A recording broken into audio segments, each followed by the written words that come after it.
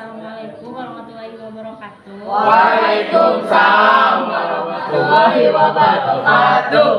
Nah, sebelum kegiatan ya kita berdoa terlebih dahulu. Sebelum doa, pimpin dulu terlebih dahulu kepada kalian. Berdoa dalam hati dimulai.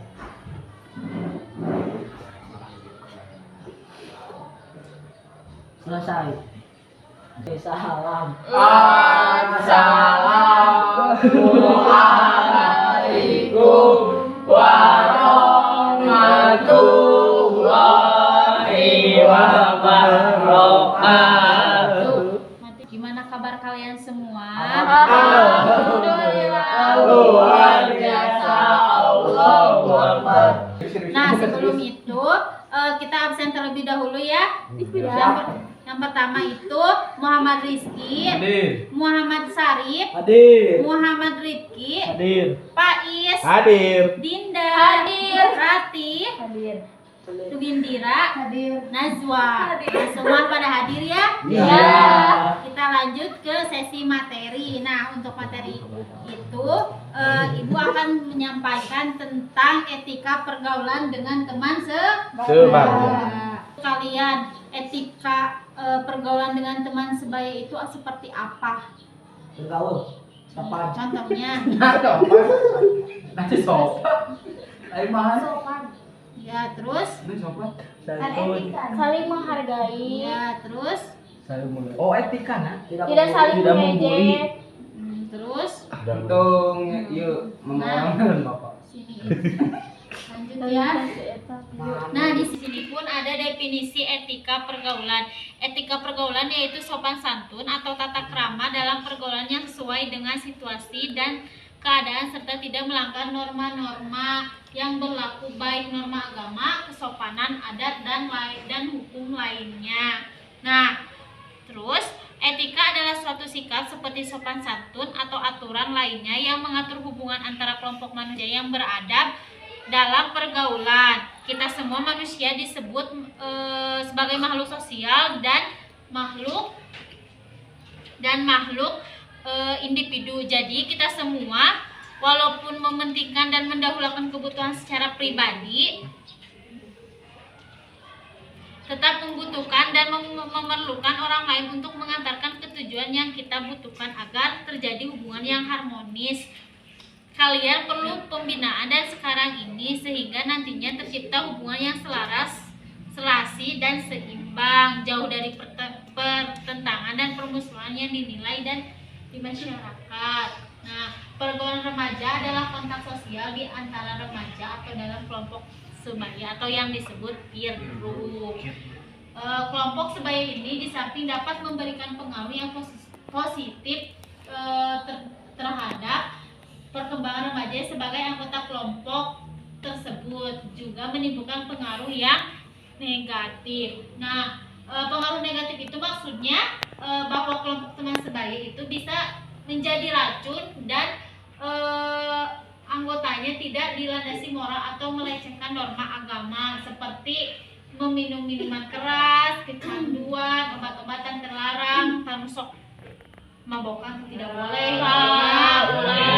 Ya, kalian kan masih anak SMP, masih anak isi ruksang teh. Nah, terus kriminal atau sadis, sadis saham. Terus pacaran bebas, pacaran ameng-amengan tidak boleh ya, itu teh harus punya batasan untuk diri kita sendiri. Dan dilihat dari kajian psikologis pergaulan itu dipandang sebagai wahana untuk mewujudkan atau memenuhi kebutuhan diri atau insan manusia. Itu seperti yang pertama itu kebutuhan akan pergaulan sosial atau yang disebut need for affirmation. Yang kedua itu kebutuhan atau akan ketertarikan atau persaudaraan dan cinta kasih. Yang ketiga itu kebutuhan akan rasa aman atau perlindungan. Nah, ini yang ketiga itu kebutuhan akan rasa aman, perlindungan. Yang keempat itu kebutuhan akan kebebasan, dan yang kelima itu kebutuhan akan kebebasan. Untuk memahami lebih lanjut tentang bagaimana pergaulan remaja yang mungkin juga yang kalian alami itu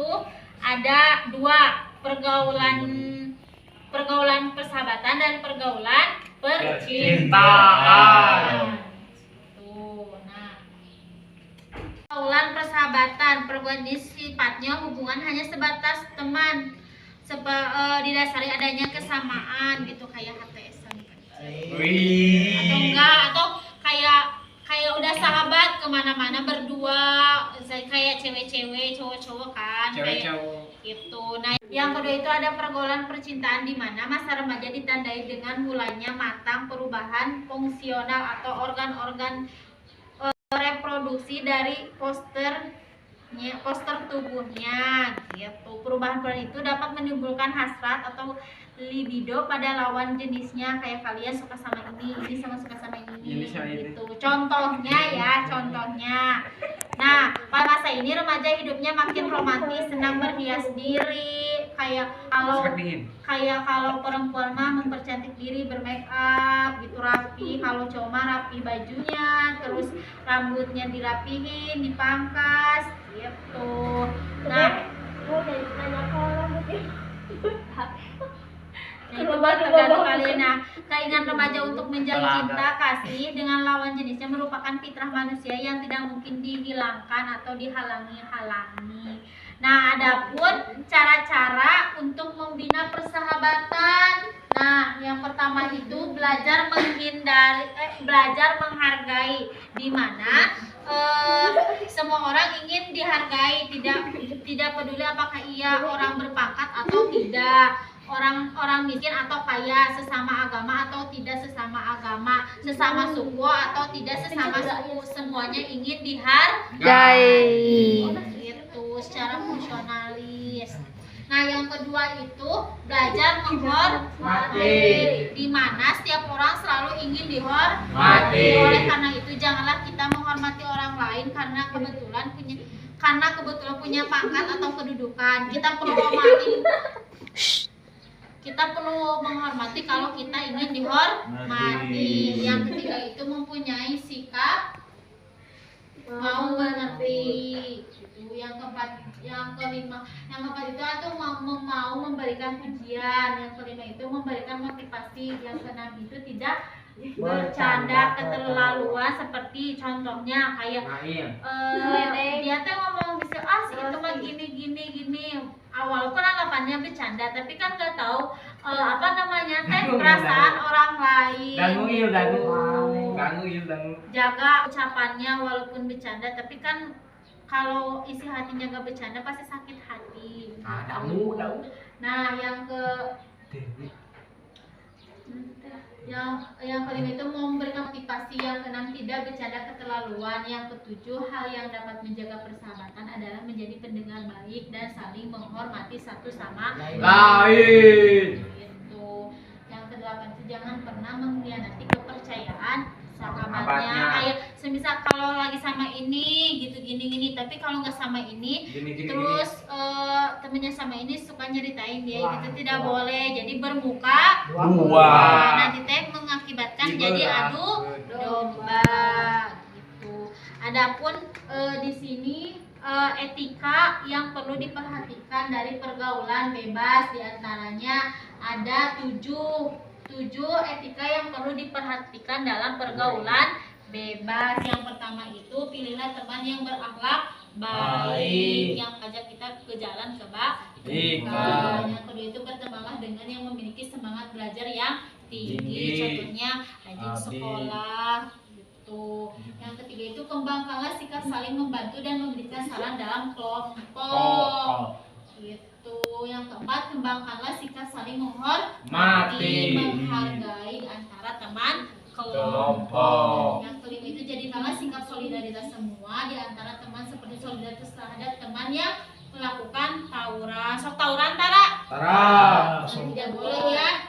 Yang keenam itu hindarkanlah para pelaku yang melanggar norma agama. Yang terakhir itu jadikanlah kelompok Anda itu sebagai wahana untuk belajar bersama, seperti mendiskusikan pelajaran, tugas-tugas atau pemecahan masalah yang dihadapi baik oleh pribadi masing-masing maupun bersama-sama. Nah, kalau semisal kalian punya teman yang di kelas yang suka nggak ngerjain tugas, sok coba ajak gitu.